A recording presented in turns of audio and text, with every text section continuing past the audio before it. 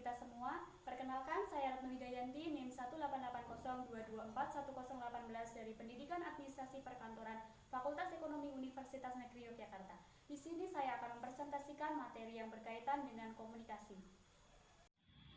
Pengertian komunikasi. Komunikasi atau communication berasal dari bahasa Latin communis yang berarti sama, communico, communication, communicare yang berarti membuat sama. Secara sederhana, komunikasi dapat terjadi apabila ada kesamaan antara penyampai pesan dengan orang yang menerima pesan. Oleh sebab itu, komunikasi bergantung pada kemampuan kita untuk memahami satu dengan yang lainnya. Lalu apa maksudnya sih? Jadi, komunikasi itu dimaknai sebagai jalannya proses di mana seseorang maupun sekelompok orang menciptakan serta menggunakan sejumlah informasi agar saling berhubungan dengan lingkungan sekitar. Secara umum, komunikasi dapat dilakukan secara verbal, serta dapat dipahami oleh kedua belah pihak yang berkaitan. Selanjutnya adalah pengertian komunikasi menurut para ahli. Yang pertama adalah menurut Anwar Arifin. Pengertian komunikasi adalah jenis proses sosial yang erat kaitannya dengan aktivitas manusia serta syarat akan pesan maupun perilaku. Yang kedua, menurut Harold de Laswell, pengertian komunikasi adalah proses penyampaian pesan oleh komunikator kepada komunikan melalui media yang dapat menimbulkan efek tertentu. Yang ketiga, menurut Denimo 2005, komunikasi adalah proses interaksi sosial yang digunakan orang untuk menyusun makna yang merupakan citra mereka mengenai dunia dan untuk bertukar citra tersebut menggunakan simbol-simbol. Yang keempat, menurut Pian Supinah 2009, pengertian komunikasi adalah suatu proses yang terjadi antara dua orang atau lebih yang membentuk pertukaran informasi dengan satu dengan yang lainnya sehingga menimbulkan saling pengertian dan yang mendalam atau tepatnya suatu kebersamaan makna. Selanjutnya adalah tujuan komunikasi. Secara singkat, tujuan komunikasi adalah menciptakan kesepahaman di antara kedua belah pihak. Dan tujuan lain dari komunikasi adalah yang pertama, menghindarkan diri dari kesalahpahaman. Yang kedua, memahami maksud dari perkataan orang lain. Yang ketiga, agar ide, gagasan maupun perkataan pribadi dapat diterima orang lain, terutama dalam gelar rapat tertentu. Yang keempat adalah penggerak orang lain untuk melakukan sesuatu, misalnya kegiatan kerja bakti, sosialisasi, dan lain sebagainya. Selanjutnya adalah manfaat komunikasi. Manfaat komunikasi itu ada bermacam-macam loh. Yang pertama adalah menyampaikan informasi sebagai penyampaian pendapat agar dapat diterima oleh masyarakat luas. Yang selanjutnya untuk interaksi dengan orang lain, untuk menambah wawasan dan ilmu pengetahuan akan sesuatu. Jadi melalui komunikasi kita dapat bertukar informasi atau ilmu antara satu pihak ke pihak lainnya sebagai pengisi waktu luang seperti bertelepon, chatting, video call, dan lain sebagainya. Yang selanjutnya adalah sebagai cara untuk membujuk atau mempengaruhi orang lain.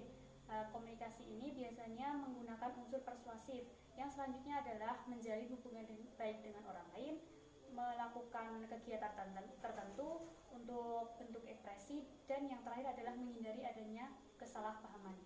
Selanjutnya adalah macam-macam komunikasi. Macam-macam komunikasi ada banyak. Yang pertama, komunikasi berdasarkan penyampaian. Komunikasi berdasarkan penyampaian juga bermacam-macam. Yang pertama ada komunikasi lisan dan komunikasi tulisan.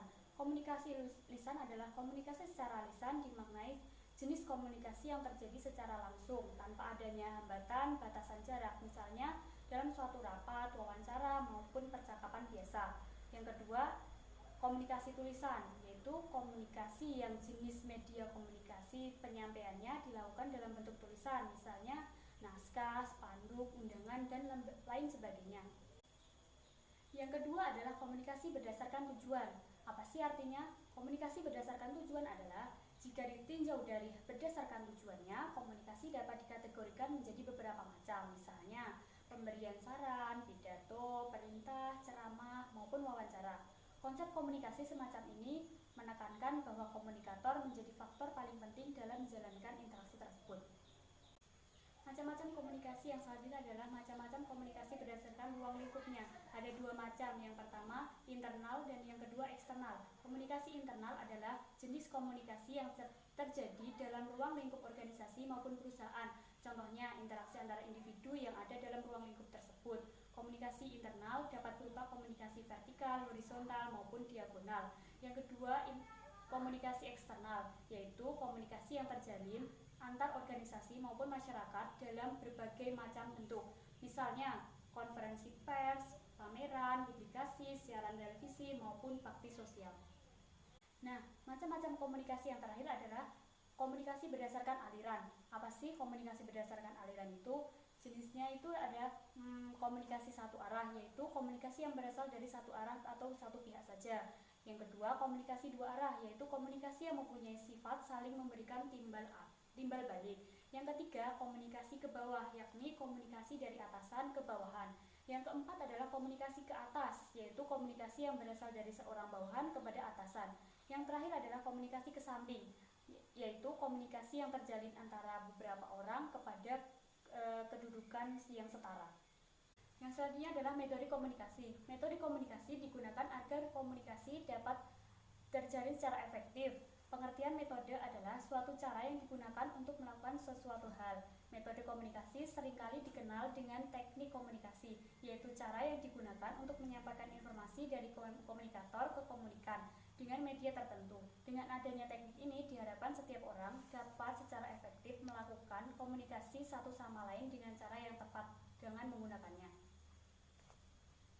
Metode komunikasi menurut Effendi 2006 yang pertama adalah komunikasi informatif, yaitu suatu pesan yang disampaikan kepada seseorang atau sejumlah orang berisi tentang hal-hal baru yang diketahuinya. Yang kedua adalah komunikasi persuasif, yaitu proses mempengaruhi sikap, pandangan, atau perilaku seseorang dalam bentuk kegiatan, membujuk dan mengajak sehingga ia melakukan kegiatan dengan sadar. Yang ketiga adalah komunikasi instruktif atau koersif, yaitu komunikasi yang mengandung ancaman dan bersifat paksaan, sehingga orang-orang yang dijadikan sasaran melakukan sesuatu secara terpaksa karena takut akibatnya. Nah, itu tadi adalah pemaparan materi yang sudah saya sampaikan berkaitan tentang materi komunikasi. Mungkin itu saja yang dapat saya sampaikan. Sekian dari saya, mohon maaf apabila terdapat kesalahan dalam perkataan. Semoga materi yang saya sampaikan dapat bermanfaat bagi kita semua. Sekian dari saya, wassalamualaikum warahmatullahi wabarakatuh.